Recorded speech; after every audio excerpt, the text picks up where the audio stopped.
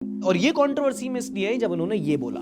पहले तो इनके डिल्यूजनल थे, उनको लगते थे कि भाई 72 हूरे दिखेंगी जिन, वो भी जन्नत जाके, असलियत में जाके आए थे वो। पता है इंडिया में फ्रीडम ऑफ स्पीच है कि आप जो बोलना चाहो वो बोल सकते हो। भारत की महानता यही है कि आप यहाँ पे ये बोल पा रहे हो। और जब भी धर्म की बात आती है, जो ऑलरेडी इतना सेंसिटिव मुद्दा हो गया है देश में, आपको जो बोलना है बोलो, गाली देके बोलना है गाली देके बोलो, पर एक लिमिट लाइन क्रॉस मत करो। ये मेरा नूपुर शर्मा के मामले में भी कहना था कि the problem was not what she said, the problem was the way she said it. खैर गलती हो जाती है, इंसान अपने एक्सपीरियंसेस से ही सीखता है।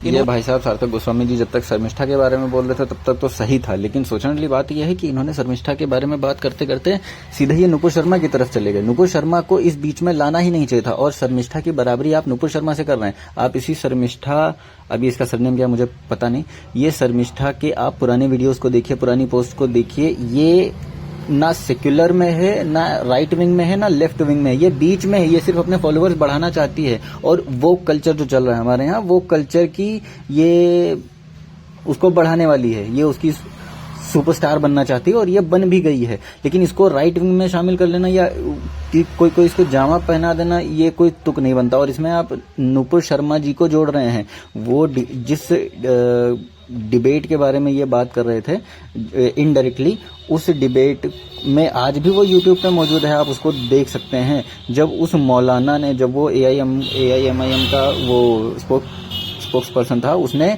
शिवजी के बारे में कुछ उल्टा सीधा बोला था, उसके रिएक्शन में नुपुर शर्मा ने जो बोला था वो भी फैक्ट है, वो भी बिल्कुल फैक्ट है, उसमें कोई झूठ नहीं है। लेकिन ये सार्थक गोस्वामी जी अपना प्रोपेगेंडा फैला रहे हैं, ज्यादा उदारवादी बनने की कोशिश कर रहे हैं, और ये नुपुर शर्मा के बारे में वैसी चीजें बोल रहे हैं। इनका कहना है कि नुपुर शर्मा ने जो बात कही उससे प्रॉब्लम नहीं है, जिस तरीके से बात कही उसमें प्रॉब्लम है। तो आप वो तरीका और वो बात, दोनों चीजों को देख सकते हैं। ना तरीका गलत था और ना ही बात गलत थी, लेकिन आप ऐसी चीजों में नुपुर शर्मा को जोड़ दें, ये बिल्कुल गलत है।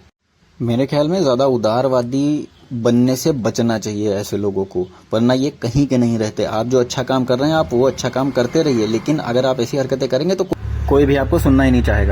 अब आप सुनिए गौतम खट्टर जी को, जो नुपुर शर्मा के बारे में डिटेल में बता रहे हैं। आप सुनिए। वो नुपुर शर्मा ने एक वो बात कही, जाकिर नाइक वो अंतरराष्ट्रीय मंच पर करोड़ों लोगों के सामने वही बात बोलता है जो नुपुर शर्मा ने कही, लेकिन उसके विरुद्ध कुछ नहीं होता, क्योंकि वो सच है ना, इसीलिए बोलता है। पर नुपुर शर्मा ने क्योंकि कह दिया सच, इसलिए नुपुर शर्मा को 56 इस्लामिक मुल्क एक होकर के कहते हैं गुस्ताखे नबी की एक सजा, सरतन से जुदा तनसर से जुदा। इसको पकड़ो, इसका सर कलम करो, क्योंकि उसने एक सच बोला। अगर ये कहना नबी की गुस्ताखी है, वही सच कहना जो जाकिर नाइक कहता था, तो जैशे मोहम्मद साहब का नाम लेकर के दुनिया में कितने आतंकवादी संगठन चल रहे हैं, वो नबी की गुस्ताखी नहीं है, वो मोहम्मद साहब की शान में गुस्ताखी नहीं है।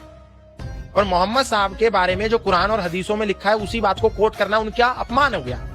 पर जैशे मोहम्मद में लाखों आतंकवादी रोज बेगुनाहों को मार रहे हैं, और अपने ही कई मुसलमान भाइयों को भी मार रहे हैं, वो मोहम्मद साहब की गुस्ताखी नहीं है। मोहम्मद साहब का नाम लेकर के कितने लोगों के सिर पे AK-47 लेकर के सारी गोलियां उनके भेजे में उतारी जा रही हैं, वो मोहम्मद साहब का अपमान नहीं है क्या? मोहम्मद साहब का नाम लेकर के कितनी महिलाओं के साथ वही लोग अपने ही लोगों के साथ बलात्कार कर रहे हैं, वो मोहम्मद साहब की गुस्ताखी नहीं है। पर नुपुर शर्मा ने एक बात सच बोली तो वो गुस्ताखी हो गई। सोच अब हंस।